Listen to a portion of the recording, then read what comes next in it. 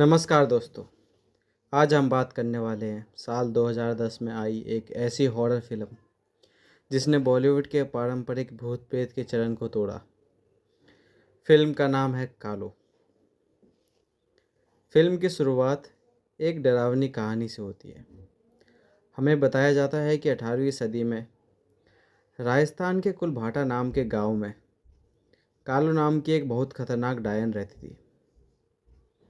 वह हमेशा जिंदा रहना चाहती थी और इसके लिए उसने कई मासूम बच्चों की बलि दी।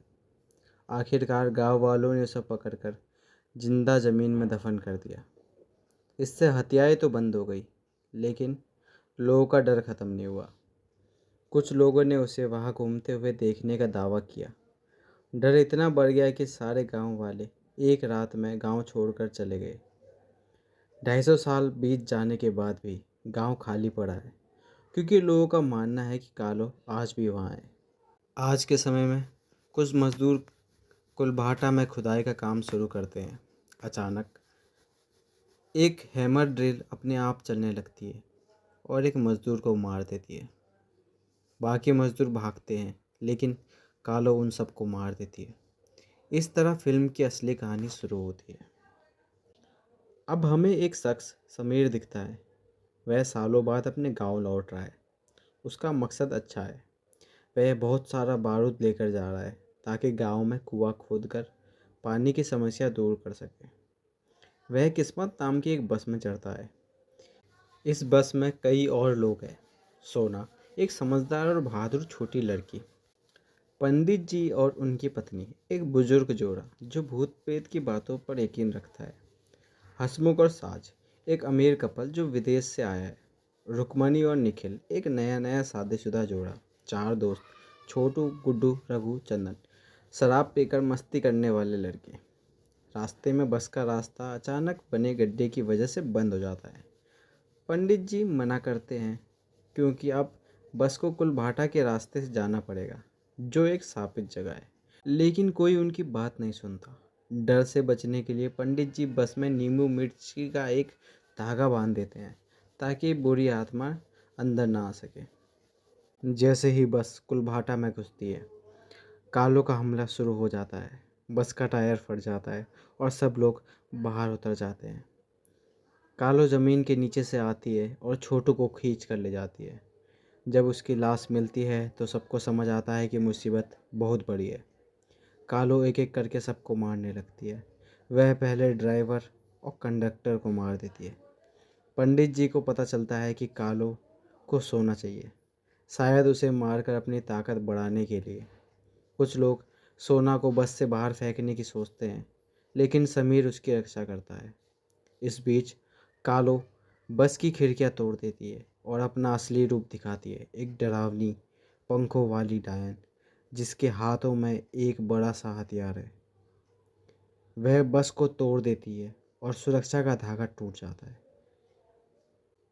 अब सब बस से बाहर भागने को मजबूर हो जाते हैं।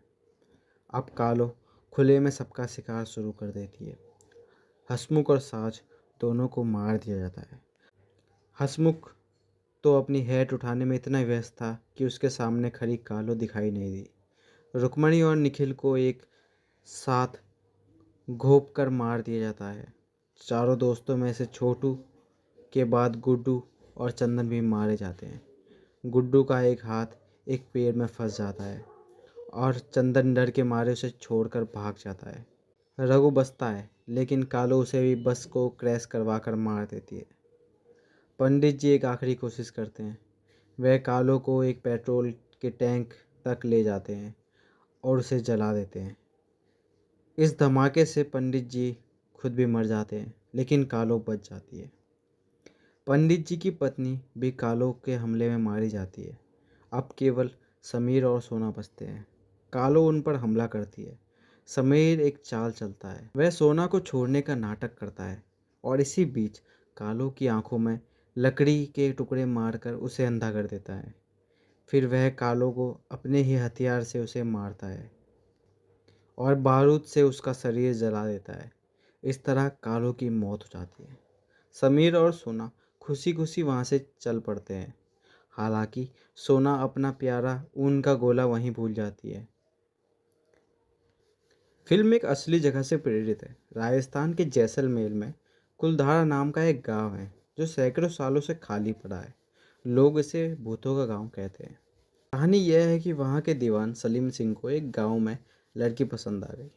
उसने गांव वालों पर ज़्यादा टैक्स लगा दिए और लड़की को मांगा। गांव वालों ने इनकार कर दिया पर पूरा गांव एक रात में खाली करके चला गया।